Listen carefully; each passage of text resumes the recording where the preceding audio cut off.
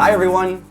So what an exciting week it has been so far. We're right at the middle and we've truly seen some amazing, groundbreaking, inspiring work winning across all the categories. How nice it is to see again, of course, after 2 years of no festival, being able to see the work, being properly recognized. Now, in the past videos, we have been highlighting how creative commerce has spread across so many different categories, from healthcare to print and publishing to, of course, direct, to media, PR, and of course, then when you think about creative commerce, we're talking about, how the perfect mix between, culture, plus clever ways and innovative ways of finding media channels, and added to that, amazing touch of conversion, which is makes it perfectly what it is in terms of creative commerce. Now, let's talk about what's coming up next. What's coming up next is the brand experience category,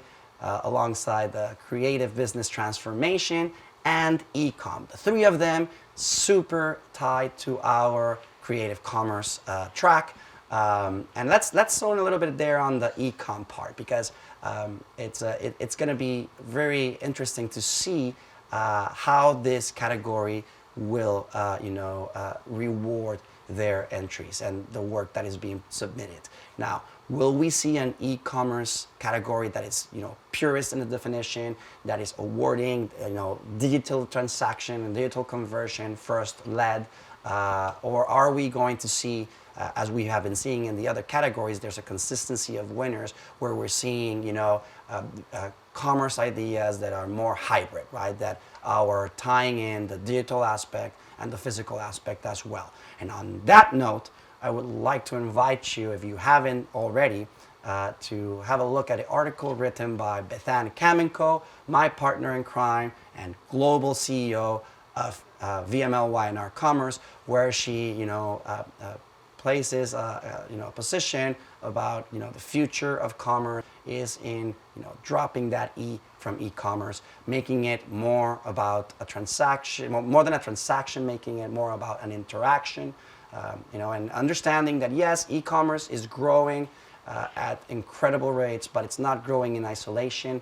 It has been growing, with the physical part of commerce, which has been very important too. So what will we see on the categories, right? So bear in mind that by the moment I've been recording this video, I have no idea what the shortlist is going to look like, and nonetheless the winners. But of course, if we have been looking at the other, categories and consistency of what has been seen across and those big winners, then of course let's have a look at a couple of them that we would like to see shining in the e-commerce category, in a bigger aspect, a creative commerce category. First one of them, Enjoy Before Returning. Very clever campaign, tapping on a really true social behavior insight. That's the Diesel campaign. An amazing idea. Again, not just purely focused on the digital side. Actually, the digital side was just a part of it, but overall, an amazing creative commerce idea for the brand. Another of my favorites is the Lacoste play on sustainability, where it's the campaign called Give for Good, where they actually used the boxes where they send their products, and they just by adding a little form that you can add to the box, you can reuse that box to send clothes that you have in your homes that you want to send to charities or for donation. You can use the boxes and send it across. Big winner in the design category, the H&M Loop, where the whole recycling process of their materials is made visible to everyone at retail stores, but also online.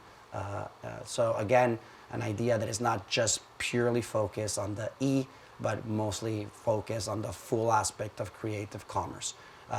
Another very fun one, the roadside market, where they cleverly found a way of bringing in commerce into using a social app as ways to be able to support small business, local businesses along the road.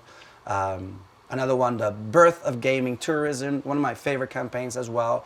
Super clever way of promoting a category like gaming by taking cues of a completely different category as tourism, and creating this whole gaming tourism creative commerce campaign. The Royal Mint idea in Australia, the donation dollar, another great example of how the physical aspect marries the digital aspect in terms of creating a currency that can be given in terms of helping in terms of donation.